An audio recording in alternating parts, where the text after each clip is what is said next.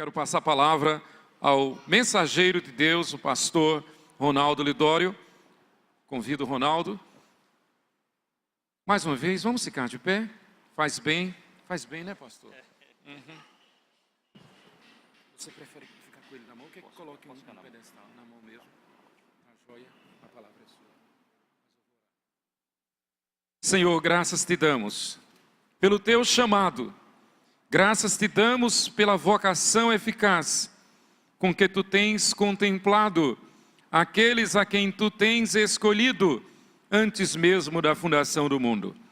Damos-te graças pela vocação missionária da tua igreja. Damos-te graças pelo Evangelho. Damos-te graças, Senhor, pela vida e instrumentalidade do reverendo Ronaldo Lidório. Cubra-o o tempo todo com a tua graça. Em nome de Jesus. Amém. Fale e não te cales. Meus irmãos, nós estamos, Rossana e eu, estamos muito alegres de voltar a essa terra abençoada por Deus, a essa igreja amada, a nossa igreja enviadora.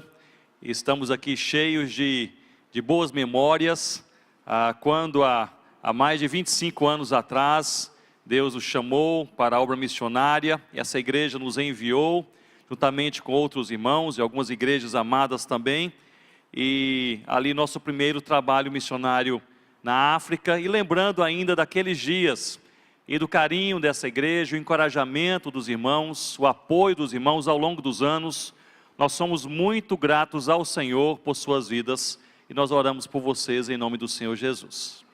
Eu gostaria de ler com vocês a palavra de Deus nessa noite, o Evangelho segundo Mateus, capítulo 28, a partir do verso 16. Ontem à noite nós mencionamos que partilharíamos a respeito de 4 temas, debaixo do tema geral, prega a palavra.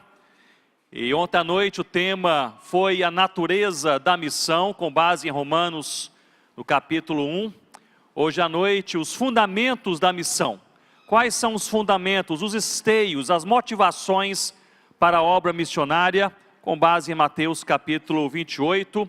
Amanhã cedo, com a graça de Deus, a caminhada na missão.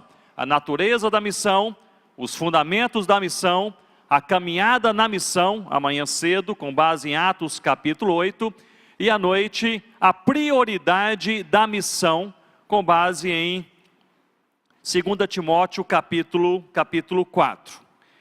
Hoje à noite nós iremos pensar a respeito desses fundamentos, ou seja, quais são os esteios, as motivações e as seguranças que Deus dá à sua igreja para que ela cumpra a missão.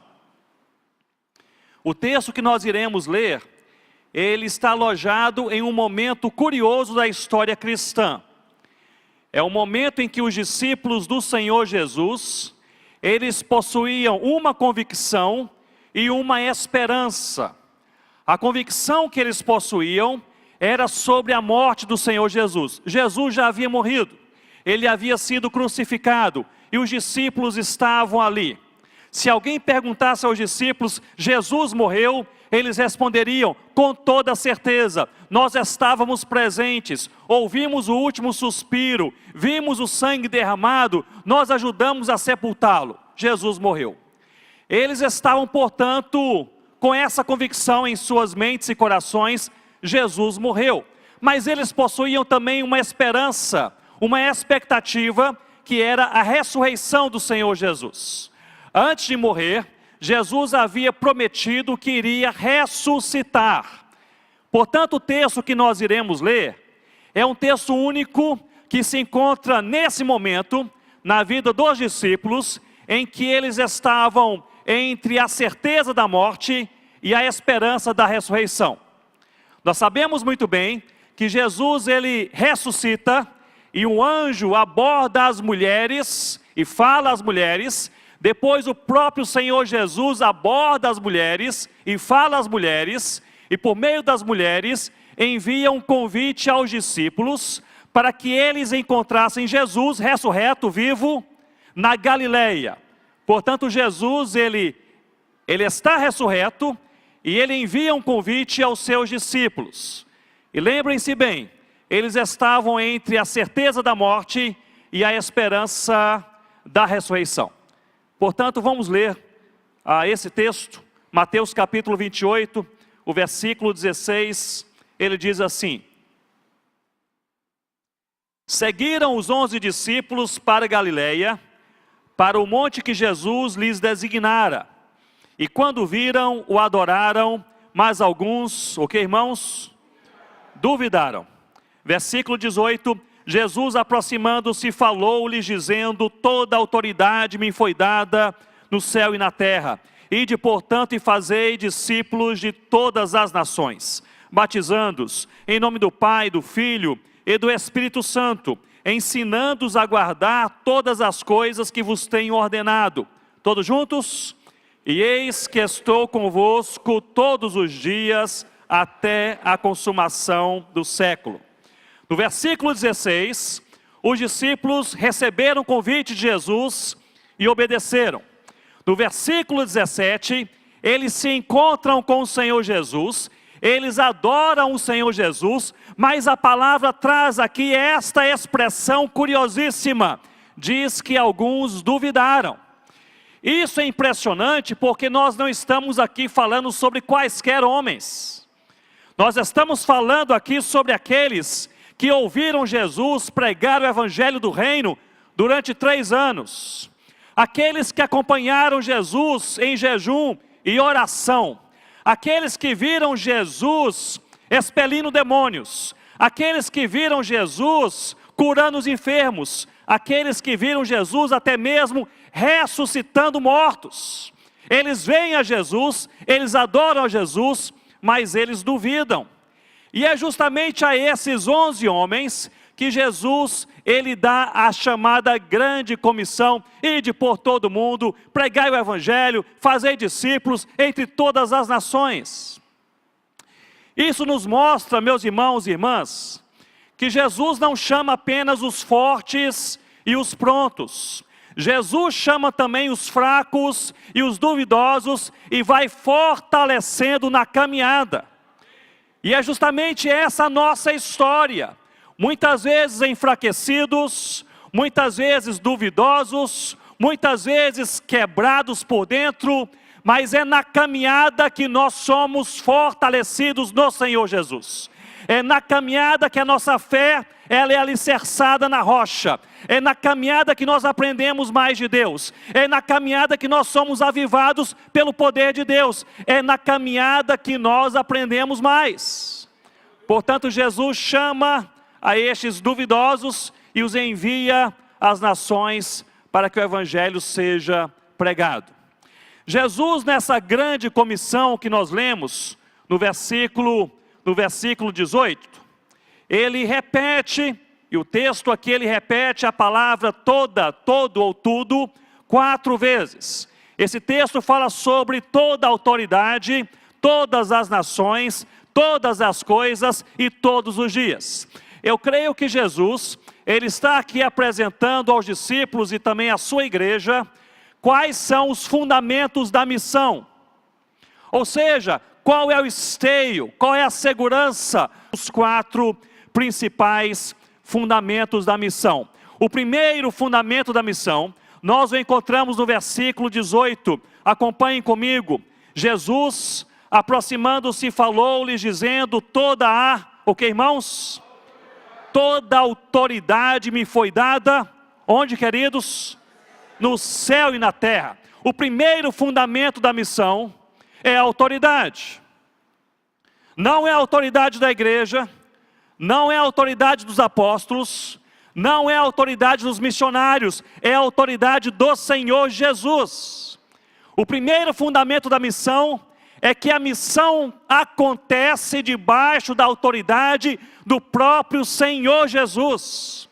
Ontem à noite nós vimos que Jesus, ele é o conteúdo, é a mensagem do evangelho. E hoje nós precisamos lembrar que Jesus não é apenas a mensagem do evangelho, é Jesus também quem confere autoridade à igreja para pregar o evangelho. É na autoridade de Cristo que nós somos chamados, na autoridade de Cristo que nós somos transformados, na autoridade de Cristo que nós somos enviados e na autoridade de Cristo que nós estamos seguros. É na autoridade do Senhor Jesus. A igreja não é chamada para caminhar na sua própria autoridade, mas na autoridade de Cristo.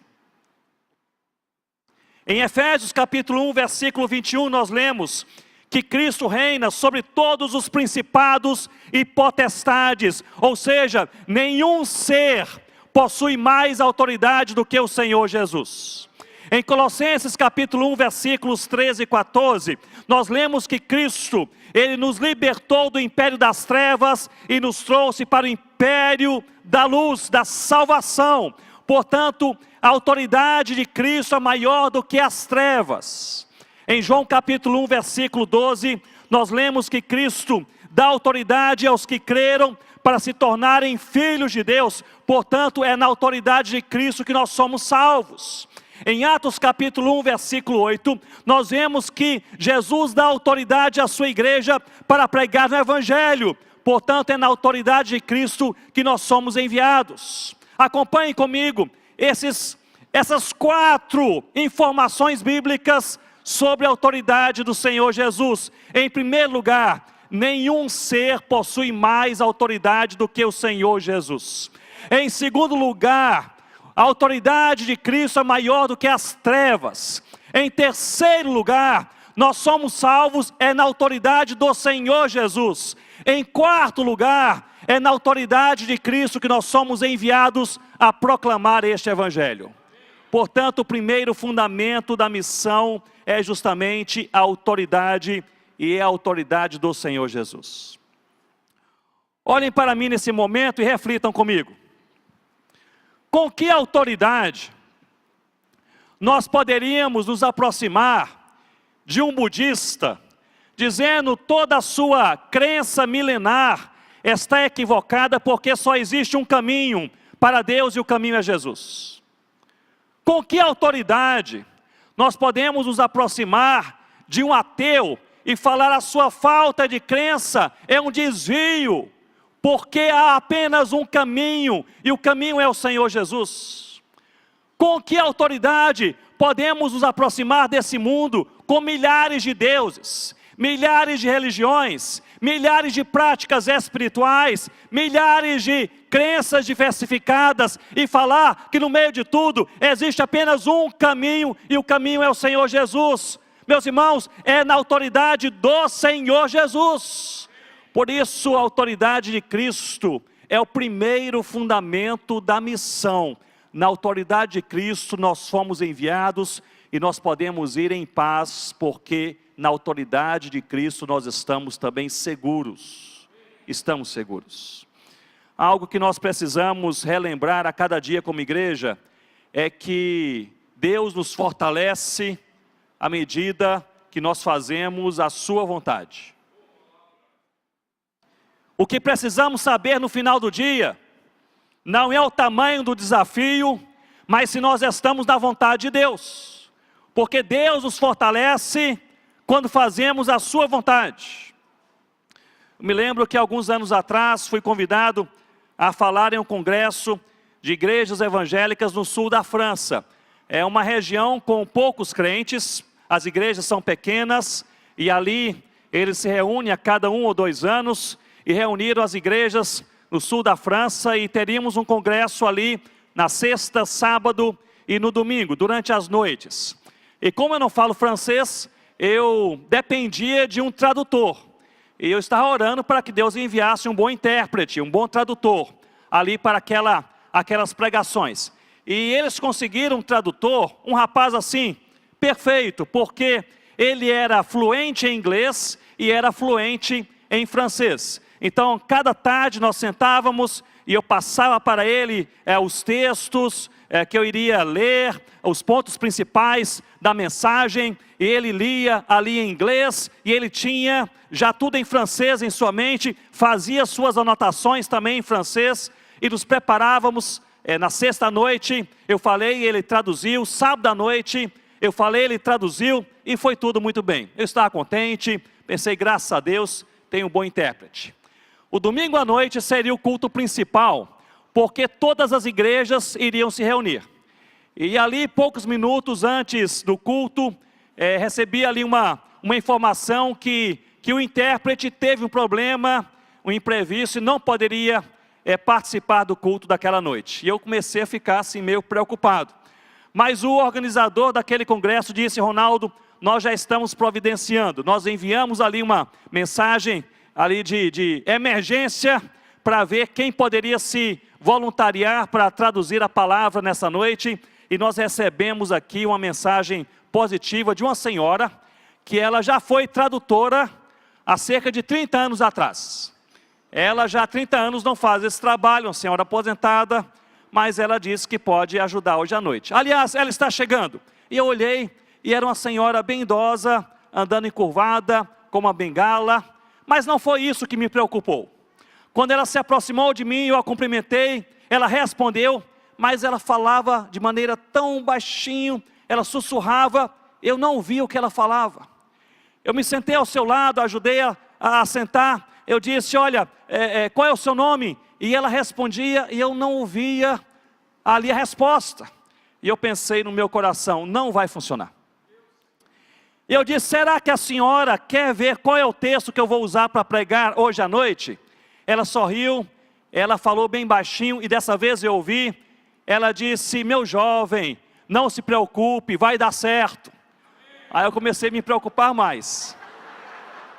Eu falei: mas olha, eu tenho aqui anotações, se a senhora quiser apenas dar aquela olhada rápida nas minhas notas, só para ficar em mente. Ela olhou, sorriu e repetiu: meu jovem, não se preocupe, vai dar certo. Eu comecei a orar. E meus irmãos, na hora da mensagem, eu estava nervoso, preocupado. E ali eu ajudei aquela senhora a subir ao púlpito, ajeitou ali a bengala e coloquei ali o microfone. E meus irmãos, quando eu comecei a falar, aquela mulher se agigantou naquele púlpito e jamais vi uma pessoa traduzindo tão bem como aquela senhora naquela noite. O mesmo tom, o mesmo ritmo, a expressão do meio para o fim do sermão, quando a gente se empolga e fala um pouco mais rápido, eu terminava uma frase em inglês, ela terminava comigo em francês. Um negócio assim, espetacular. E eu fiquei tão contente. Depois eu fui cumprimentá-la e agradecer pelo seu trabalho. E ela disse essa frase, a qual eu não me esqueci.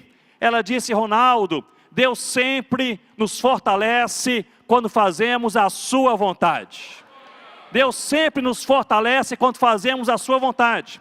O que você e eu precisamos saber no final do dia, não é o tamanho da nossa força, mas é se nós estamos na vontade de Deus. Na vontade de Deus. E aquela mulher rapidamente saiu, e o organizador daquele congresso disse: Ronaldo, ela saiu rapidamente, nem pude conversar com ela. Ela se apresentou. Eu disse: não, ela falou um nome no início, e eu nem ouvi direito. Ela não falou nada sobre ela e sua vida, etc. E ele disse: ela era a tradutora do Billy Graham, quando ele vinha pregar na França, na década de 70. Deus sempre nos fortalece quando fazemos a sua vontade, porque o primeiro fundamento da missão não é a autoridade de homens, mas é a autoridade de Cristo. Toda a autoridade me foi dada no céu e na terra, e por isso nós podemos ir, e por isso nós podemos trabalhar, e por isso, olhe bem para mim, nós podemos trabalhar em paz, em paz. O primeiro fundamento da missão é, ok, irmãos? A autoridade, a autoridade. O segundo fundamento da missão, nós podemos encontrá-lo logo no versículo 19, olhe comigo, por favor, a palavra de Deus. E diz assim: ide, portanto, e fazei discípulos de todas as nações, batizando-os em nome do Pai, do Filho e do Espírito Santo. Portanto, o segundo fundamento da missão parece-me que é a obediência. Se o primeiro fundamento é a autoridade é de Cristo. Se o segundo fundamento é a obediência é da igreja. Jesus disse: ide fazer discípulos. Nós precisamos obedecer. Ou seja, se você tiver alegria em pregar a palavra de Deus, pregue com alegria. Se você tiver prazer em pregar a palavra de Deus, pregue com prazer. Mas no dia em que faltarem alegria e prazer, pregue a palavra de Deus por obediência. Pois este é o fundamento da missão, obediência da igreja. Meus irmãos, nem sempre nós nos sentimos bem. Nem sempre somos motivados volitivamente a fazer a vontade de Deus. Muitas vezes a vontade de Deus, ela é desconfortável para nós. Muitas vezes. Frequentemente Deus nos tira da nossa zona de conforto para fazermos a sua vontade. O segundo fundamento da missão é justamente a obediência. O verbo imperativo nesse versículo 19 não é o verbo ir, mas é o verbo fazer discípulos. É necessário ir para todas as nações, para que todas as nações ouçam o evangelho, mas o que provê significado ao ir não é a viagem, mas é o propósito fazer discípulos. Ou seja, a igreja não é chamada a ir, a igreja é chamada a fazer discípulos. E para fazer discípulos de todas as nações, é preciso também se mover para o outro lado da rua, ou para o outro lado do mundo. Mas a ênfase do Senhor Jesus é justamente fazer discípulos. Quando nós pensamos sobre chamado, sobre vocação, a vocação da igreja, eu creio que há duas coisas que nós precisamos ter em mente com clareza.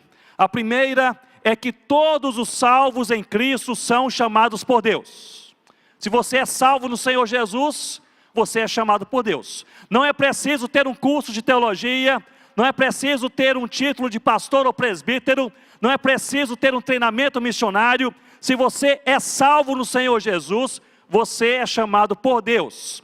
Se nós conciliássemos todas as cartas do apóstolo Paulo, nós iríamos perceber que Paulo apresenta que há sete atitudes cristãs que devem ser exercidas por todos que são salvos no Senhor Jesus. A primeira é a palavra, é ler a palavra de Deus. A segunda é a adoração, é nós reconhecermos quem Deus é, o que Ele fez por nós. A terceira é a comunhão, é nós caminharmos com aqueles que amam e seguem o Senhor Jesus. A quarta é a oração, não é orar na hora da refeição tão somente, é ter uma vida de oração. A quinta é a santidade, é buscar uma pureza de vida que agrada a Deus. A sexta são as boas obras, é você chorar com aqueles que choram e com eles se envolver. E a sétima é a evangelização, é você pregar o nome do Senhor Jesus. Portanto, há 7 práticas cristãs que devem ser exercidas por todos que são salvos no Senhor Jesus. Palavra, adoração, comunhão, oração, santidade, boas obras e evangelização. Quando nós falamos sobre vocação, a vocação da igreja, esta é uma parte da verdade, a primeira parte. A segunda parte, eu queria relembrar a primeira. A primeira é que todos os salvos em Cristo são chamados por Deus, para essas 7 práticas. A segunda verdade é que no meio de todos, Deus também chama alguns para ministérios específicos. Todos na igreja são chamados, aqueles que foram transformados pelo Senhor, são chamados para serem salvos, mas no meio de todos, Deus chama alguns para serem pastores, por exemplo. Em Efésios capítulo 4, versículo 11, Paulo diz que o Senhor Jesus mesmo distribuiu dons e chamou alguns para serem apóstolos, profetas, evangelistas, pastores e mestres. Ou seja, ministérios específicos. E essa é a pergunta que se levanta: por que no meio de todos os salvos, Deus chamou alguns para ministérios específicos? E no contexto de Efésios capítulo 4, nós vemos a resposta. Para que 2 coisas possam acontecer. Em primeiro lugar, para que a igreja seja edificada. Em segundo lugar, para que o evangelho se espalhe por toda a terra. Por isso, todos os salvos são chamados, mas no meio de todos, Jesus também chama alguns, para que, juntos no Senhor Jesus e na sua palavra, a igreja seja edificada e o evangelho se espalhe por toda a terra. Por toda a terra. E assim, meus irmãos, é assim nessa caminhada que nós somos desafiados a obedecer. Seja você um crente chamado por Deus para essas 7 práticas cristãs, seja você um crente chamado por Deus para essas 7 práticas cristãs e também para o ministério específico, todos nós somos chamados a obedecer. Obedecer. O segundo fundamento da missão é a obediência. Mas, meus irmãos, esta comissão, essa mensagem foi dada por Jesus à sua igreja há 2000 anos atrás. Nós podemos, portanto, pensar que é assim injustificável que depois de 2000 anos de fé cristã, tenhamos ainda 6.000 povos no mundo que nada conhecem da palavra de Deus. É injustificável que depois de 2 milênios de fé cristã, haja ainda 1.800 línguas que não têm um versículo bíblico traduzido em seus idiomas ainda em nossos dias. É injustificável que no Brasil haja ainda mais de 100 etnias indígenas, são 103, sem a presença de um missionário. No Brasil, onde há tantas conferências missionárias, livros publicados, igrejas que crescem, que se multiplicam, encontros de todo tipo, mais de 100 etnias indígenas, sem a presença de um missionário. É injustificável que em nosso país haja ainda 10.000 comunidades ribeirinhas, 6.000 comunidades sertanejas e 2.000 comunidades quilombolas sem a presença de uma igreja evangélica. É injustificável que em nosso país haja ainda cerca de 700.000 ciganos da etnia Calon que não ouviram a mensagem do evangelho em sua própria língua e cultura. É injustificável que em nosso país há alguns estados onde menos, eu repito, menos do que 1% dos surdos se declara crente no Senhor Jesus. É injustificável que tenhamos em nosso país tantos imigrantes e refugiados e eles estão entre nós há muitos anos, em alguns casos há muitas décadas, e eles estão em um país onde há liberdade para se falar de Jesus. E muitos deles vêm de países fechados para a evangelização, e aqui entre nós, depois de 5, 10, 15 anos, eles permanecem sem ouvir a mensagem do evangelho do Senhor Jesus. Podemos aproximar um pouco mais desse desafio. É injustificável que nós possamos morar naquela vizinhança há 1 ano, 2, 5, 10 anos, e o vizinho não ouviu ainda falar do Senhor Jesus. É injustificável estudarmos naquela universidade e conversamos com os colegas universitários sobre tudo, é política, é economia, esporte, todas as coisas, política, mas não falamos sequer uma vez do nome acima de todo nome, que é o nome do Senhor Jesus. É injustificável que nós tenhamos tanto a igreja, comunhão, pastores, pregação, louvor, palavra, a Bíblia em várias versões, e temos há tanto tempo, e permanecemos sem pregar a palavra de Deus. É injustificável. O segundo fundamento da missão é a obediência. Nós precisamos obedecer. Precisamos obedecer. O primeiro é a autoridade, e a autoridade é de Cristo. O segundo fundamento é a obediência, e a obediência é da igreja, é nossa. O terceiro fundamento da missão, nós vemos no versículo 20, me acompanhem por favor. O versículo 20, Jesus não apenas no versículo 19, nos envia a fazer discípulos, Mas no versículo 20 ele explica como devemos fazer discípulos. E ele diz, ensinando-os a guardar todas as coisas que vos tenho ordenado. Ou seja, o ensino e o conjunto do ensino do Senhor Jesus e o conjunto do ensino bíblico pode ser chamado de doutrina. Portanto, o terceiro fundamento da missão é justamente a doutrina. Fazer discípulos ensinando o que o Senhor Jesus nos ensinou. É necessário ser discípulo para fazer discípulo. É necessário aprender de Cristo para ensinar de Cristo. É necessário ser convertido para falar sobre conversão. É necessário buscar intensamente a santidade para ensinar sobre santificação. É necessário ser discípulo para fazer discípulos. Mas eu gostaria apenas de fazer duas rápidas observações sobre esse assunto. Em primeiro lugar, nós devemos fazer discípulos de Cristo e não nós.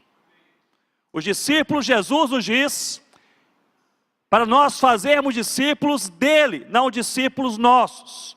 Eu creio que este aí é um problema que nós temos na igreja da América Latina, de maneira particular no Brasil. Me lembro que algum tempo atrás eu pregava em uma igreja em São Paulo, uma boa igreja. E no final do culto, um jovem, ele disse, Ronaldo, eu gostaria de conversar com você sobre vocação. E eu disse, vamos conversar.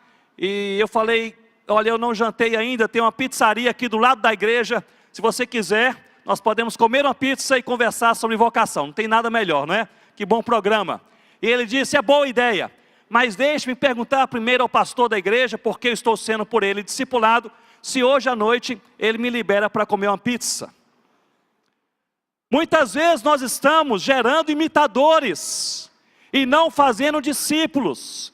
Discípulos não são feitos por imposição, por regras. Discípulos não são feitos por uma caixinha ou uma lista de tarefas. Discípulos não são feitos a partir de modelo, seja como eu, faça como eu, me imite. Discípulos são feitos por meio do ensino da palavra e do testemunho de vida diária. Há duas palavras no Novo Testamento que se completam quando nós falamos sobre a igreja proclamando o Evangelho de Deus em todo o mundo. Eu percebi isso quando fazia a tradução do Novo Testamento para a língua Limompelo, lá na África, muitos anos atrás. A primeira palavra é proclamação, que em grego é querigma, e a segunda palavra é testemunho, que em grego é martírion. Sempre que encontramos a primeira palavra, mais cedo ou mais tarde encontramos a segunda. Parece que elas andam de mãos dadas em todo o Novo Testamento. E eu creio, meus irmãos, estou convencido, que na mente do Senhor Jesus, Ele queria fazer nascer uma igreja onde houvesse proclamação, mas ao mesmo tempo testemunho, pois é assim que discípulos são feitos. Uma igreja querigmática, que proclama, mas também uma igreja martírica, que vive o Senhor Jesus. Uma igreja onde há teologia, mas onde há também piedade. Uma igreja em que se crê na palavra, e uma igreja também de oração. Uma igreja que tem uma boa comunhão e adoração nos cultos, mas uma igreja que também sai para as ruas para falar do Senhor Jesus. Parece-me que é nessa conciliação de uma igreja proclamadora e uma igreja que testemunha com a vida, que o mundo conhecerá o Evangelho do Senhor Jesus. Assim discípulos são feitos. Pois discípulos não seguem aquilo que eles ouvem tão somente. Discípulos seguem aquilo que eles veem nas nossas vidas no dia a dia. O primeiro lugar onde nós somos chamados a fazer discípulos, talvez seja o mais difícil, é na nossa própria casa, é na nossa própria família. Nossa própria família. Que Deus os ajude para que os filhos olhem para os pais dizendo: eles amam tanto o Senhor Jesus, também quero ser assim. Que os pais olhem para os filhos e digam: eles têm uma vida na palavra e na oração, nós estamos sendo também influenciados por eles. Para que os nossos primos e tios, avós ou sobrinhos, possam uns olharem para os outros pensando, ele segue o Senhor Jesus, nos encoraja também a seguir. É na nossa casa, onde nós somos mais conhecidos, é que somos chamados a fazer discípulos a partir da casa, mas também entre todas as nações. É a ordem do Senhor Jesus a fazer discípulos em todas as nações, por meio da proclamação e por meio do testemunho de vida. Esse é o nosso chamado. Esse é o nosso chamado. Meus irmãos, eu creio que muitas vezes nós nos atarefamos com coisas secundárias e às vezes fazemos isso de maneira tão diária, de maneira tão comum, que as coisas secundárias começam a ganhar importância demais em nossas vidas. Vez por outra, Deus nos balança, nos chama a atenção para nós reavaliarmos a nossa vida, voltarmos à simplicidade do Evangelho, para nós sabermos se aquilo que nós cremos, aquilo que nós falamos e aquilo que nós somos e fazemos, se de fato está de acordo com a verdade da palavra de Deus. E meus irmãos, quando Deus faz isso em nossas vidas, muitas vezes, nós somos levados a deixar de lado várias coisas que estão conosco há muito tempo, são desnecessárias, são supérfluas, muitas vezes até mesmo pecaminosas. Primeiro fundamento da missão é a autoridade. A autoridade é de Cristo. O segundo fundamento da missão é a obediência. A obediência é da igreja. O terceiro fundamento da missão é a doutrina. E é a doutrina bíblica, o que diz a palavra de Deus. E o quarto fundamento da missão, nós encontramos no versículo 20. E o quarto fundamento é a segurança. A segurança que nós temos em Jesus.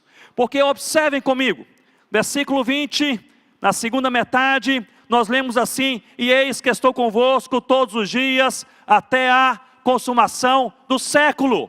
Meus irmãos e irmãs, olhem para mim, mais uma vez, e reflitam comigo. A mensagem de Jesus até então, era dura demais, era pesada demais. 11 homens, que estavam entre a certeza e a dúvida, porque adoraram, mas alguns duvidaram. Jesus chama e diz, o negócio é o seguinte: pregar o Evangelho entre todas as nações e fazer discípulos.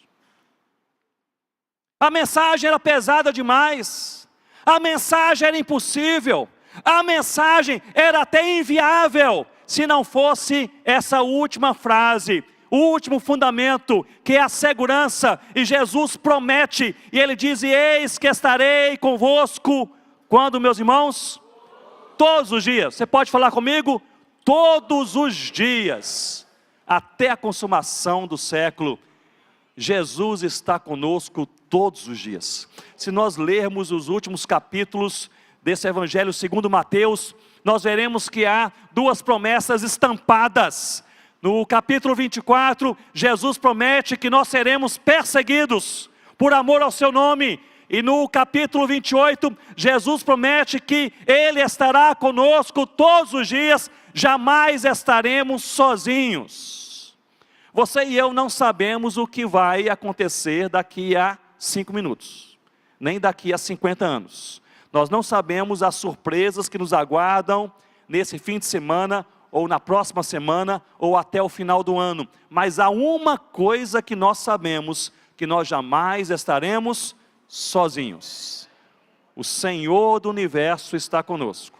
O Rei dos reis, o Senhor dos senhores, o dono de todas as coisas, o soberano Deus, a estrela da manhã, o Cordeiro de Deus, o leão da tribo de Judá, o nosso Senhor, o nosso único Salvador, Jesus Cristo, o nome acima de todos os nomes. Ele está e estará conosco todos os dias, no dia de fé e até no dia de incredulidade, porque mesmo se nós formos infiéis, Ele permanece fiel. Essa segurança, meus irmãos, é inabalável.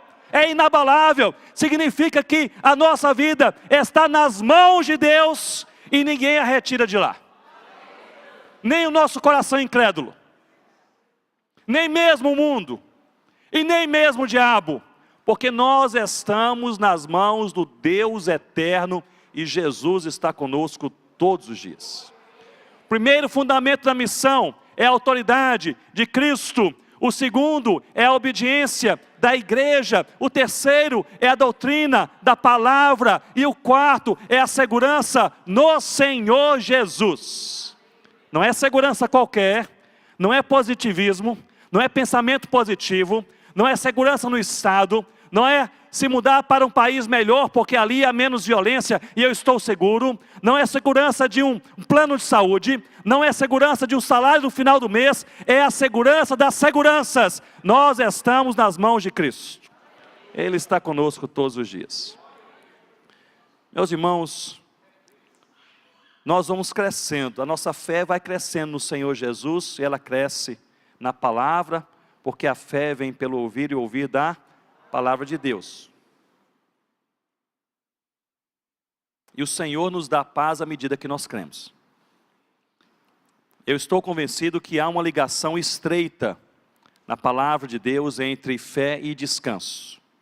Quanto mais nós cremos, mais nós descansamos do Senhor Jesus. Quanto mais nós cremos, mais nós temos convicção de que, apesar de qualquer pesar, o Senhor Jesus está conosco e isso nos basta. Quanto mais nós cremos, se nós verdadeiramente, eu repito, verdadeiramente, completamente, crêssemos que o Senhor Todo-Poderoso está conosco todos os dias, até a consumação dos séculos, nós não teríamos nenhuma preocupação, nós não perderíamos nenhuma noite de sono, porque Jesus toma conta da nossa vida, e do casamento, e dos filhos, e da igreja, e do sustento, e da provisão, e da segurança. Jesus está conosco. Não é pensamento de rodapé, é verdade universal bíblica. Para aqueles que creem, Jesus está com a sua igreja todos os dias. Todos os dias. E isso nos dá não apenas segurança, mas nos dá paz, nos dá paz. Eu gostaria de concluir trazendo à sua mente um fato que aconteceu conosco na África, há muitos anos atrás, entre os Concombas, quando estávamos ainda no início do trabalho ali de plantação de igreja entre os Concombas em Gana, na África. E ontem eu mencionei a respeito daquele primeiro convertido na tribo Concomba, chamado Mebá. Eu não mencionei isso, mas o Mebá, depois que foi convertido pelo Evangelho de Deus, ele mesmo pregou o Evangelho à sua família, e a família toda veio a Cristo, e a família era composta por uma esposa e 11 filhos. Então nasceu a igreja, não é? Vantagem de você plantar igrejas assim, lugar que tem uma família grande, é que uma família se converte, já há uma congregação pronta. E ali, aquela família, crendo em Deus, começou a pregar o Evangelho de Deus, outras pessoas se converteram, era um grupinho pequeno, talvez ali 15 pessoas, talvez um pouquinho mais do que isso, e resolvemos fazer o primeiro culto público, primeiro culto aberto naquela aldeia que nós morávamos, uma aldeia chamada Coni. E ali então, para aquele culto, reservamos uma manhã de um certo dia, seria equivalente ao nosso domingo. A semana Concomba é um pouco diferente, a nossa tem 7 dias, a semana Concomba eles contam como 6 dias, e o mês tem apenas 3 semanas, e o ano tem apenas 6 meses, é uma outra história. Mas ali estávamos no 6º dia, no dia que eles param, e embaixo daquela árvore, escolhemos uma árvore frondosa, e preparamos ali aquele culto para pregar o Evangelho de Deus naquele dia. E meus irmãos, tivemos ali o louvor a Deus, o Mebá deu o seu testemunho, também público, como o Senhor Jesus converteu o seu coração, e eu fui pregar para falar sobre o Evangelho. Quem é o Evangelho? O Evangelho é Jesus. E foi talvez o sermão mais difícil que eu já preguei na minha vida, porque 2 senhores envolvidos com feitiçaria, eles estavam assim muito indispostos conosco, e eles falaram, se você pregar, nós vamos atrapalhar. E eu respondi, mas o povo quer ouvir a palavra de Deus, eu vou pregar. E estávamos ali talvez aqueles 15 crentes, mas nos derredores havia talvez 400 concombas sentados, ouvindo também. Vamos ver o que vai acontecer aqui com esse negócio diferente, que eles estão chamando de culto a Deus. E ali aqueles dois começaram a atrapalhar, eu falava, eles falavam o contrário, à semelhança do que o Mebá fazia comigo lá no início. Eu pregava, eles gritavam mais alto, e eu comecei a ficar até mesmo confuso. Eu não falava bem a língua, era no início, eu ficava confuso se estava falando a coisa certa ou não, parava, e eu ficava assim meio sem saber o rumo, o que estava realmente afirmando. E no meio de tudo, muitas crianças correndo, brincando, era o meio da aldeia, e animais passando para lá ou para cá. Eu terminei o sermão, não sei se vocês já pregaram aquele sermão, que você vai para casa pensando assim, eles não entenderam nada. Foi comigo naquela manhã, eu pensei, eles não entenderam nada. Eu falei, gaguejei, não expliquei direito, errei a língua várias vezes, e misturei as coisas, tive que parar, refazer meu pensamento, porque o pessoal falava o contrário, as crianças correndo, os animais ali, não entenderam nada.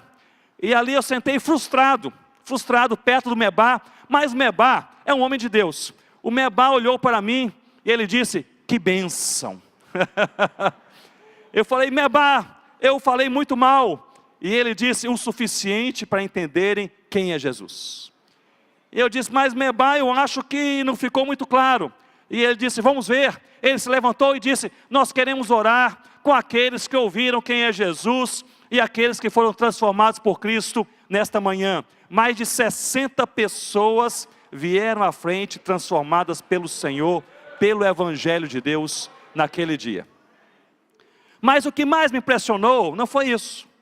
Pois estavam ali, começamos a orar com aquelas pessoas, no finalzinho daquela manhã, coração alegre, e de repente eu olho assim para a minha esquerda, me chama a atenção, porque uma senhora de meia idade começa a vir em minha direção, e ela se arrastava. Era uma senhora que havia tido paralisia infantil quando criança, então as suas duas pernas eram aquelas pernas mirradas, bem pequenininhas, ela não conseguia caminhar.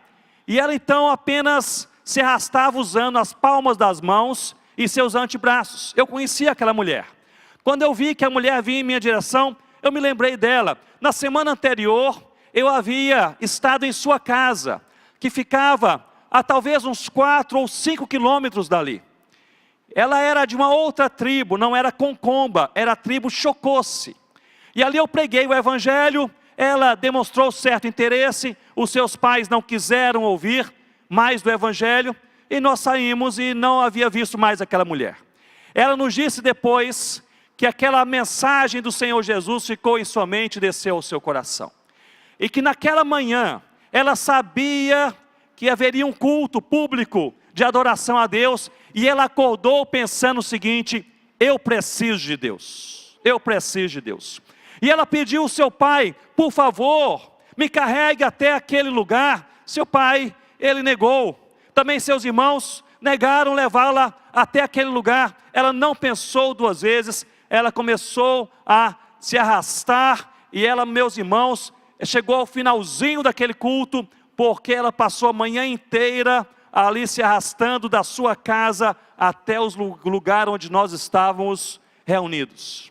Quando eu olhei para aquela mulher, ela chamou assim a minha atenção, com o seu braço direito, ali no chão, eu vi que o seu cabelo está sujo, cheio de mato, porque ela se arrastou pelo meio do mato, o seu dorso sujo de lama, porque se arrastou pelo meio da lama, e a sua mão, seus antebraços estavam sujos de sangue, porque havia pedras também pelo caminho, e ela ali durante horas e horas se arrastou da sua palhoça até o lugar onde nós estávamos reunidos para falar, será que eu cheguei tarde demais, ou eu também posso orar em nome do Senhor Jesus? Sua vida foi transformada pelo Evangelho naquele dia. E eu fui para casa pensando o seguinte, que poder é este? Que poder é este que toca o coração de uma mulher que nem é daquela tribo com a qual nós estamos trabalhando, de outra? Que poder é este que faz essa mulher arrastar da sua palhoça até o local onde nós estávamos durante horas, debaixo de zombaria, de brincadeiras, no meio do mato, da lama, por cima de pedras. Que poder é este? Meus irmãos, é o que diz a palavra de Deus. Não é o poder, nem a autoridade de qualquer missionário, de qualquer pregador, de qualquer crente, de qualquer igreja, de qualquer metodologia. É a autoridade do Senhor Jesus. E é por causa da autoridade do Senhor Jesus que nós podemos bater na porta do vizinho uma vez mais para falar: existe um Deus. É na autoridade e por causa da autoridade do Senhor Jesus que vamos continuar evangelizando e orando por aqueles da nossa família que ainda não foram transformados. É por causa da autoridade de Jesus que nós vamos continuar atravessando a rua. E se Deus chamar os seus para ministérios específicos, para serem pastores, missionários, vamos enviá-los até os confins da terra, para que as nações ouçam a palavra que transforma. Só Jesus Cristo salva. Só Jesus Cristo salva. É no poder do Senhor Jesus. A autoridade de Cristo, a obediência da igreja, a doutrina da palavra e a segurança que nós temos do Senhor Jesus. Vamos orar, curva a sua cabeça, ore comigo nesse momento.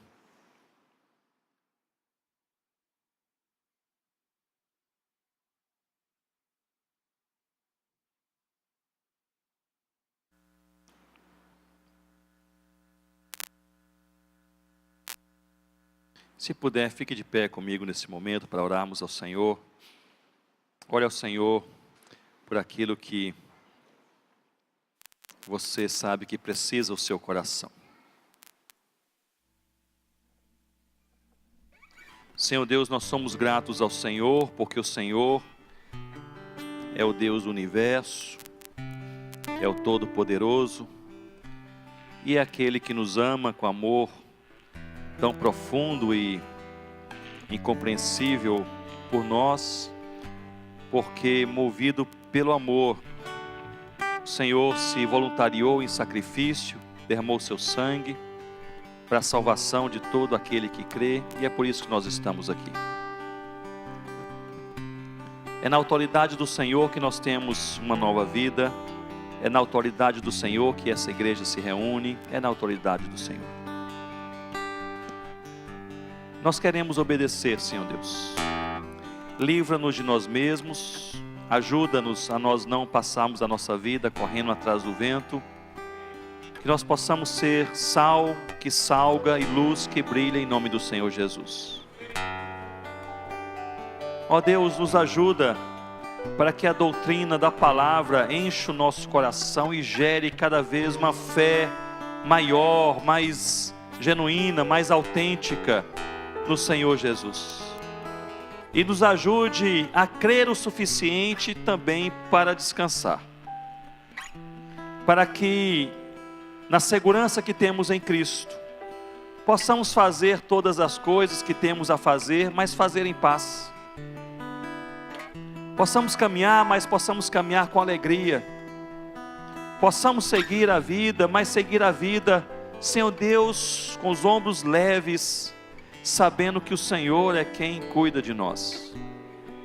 Ó Pai, eu quero orar particularmente também por aqueles que, porventura, aqui estão trazendo algum peso no coração, trazendo talvez alguma profunda inquietação na alma, pessoas agitadas ou angustiadas ou quebradas, pessoas melancolizadas. Senhor Deus, nós queremos orar para que esse fundamento da segurança, ó Deus, gerado pela fé no Senhor Jesus, possa nos dar profundo e total consolo, porque nós não estamos sozinhos.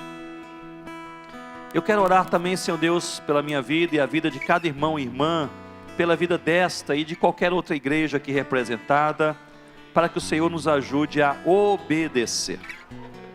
Nós queremos obedecer, Senhor Deus. Ó Pai, que o Senhor nos ajude a nós pensarmos menos em nós e mais no Senhor, a falarmos menos de nós e mais do Evangelho, a nós, Senhor Deus, termos a visão do Senhor para as nossas vidas, para a Tua igreja. Nós queremos obedecer. Renova a nossa fé, renova o nosso compromisso, ó Deus, e ajuda para que todas as nações ouçam o Evangelho. Ó Deus, levanta evangelistas e plantadores de igrejas para esses 6.000 povos que não conhecem a Jesus. Levanta tradutores da palavra para essas 1.800 línguas que não tem nada da Bíblia. Levanta, Senhor Deus, mais missionários para essas 100 etnias indígenas, os ribeirinhos, os quilombolas, os sertanejos, ó Senhor Deus, os imigrantes, os ciganos. Ó Pai, levanta pastores para a Tua igreja, levanta, Senhor Deus, crentes para a Tua palavra. É a nossa oração, em nome do Senhor Jesus. Amém, Senhor Deus.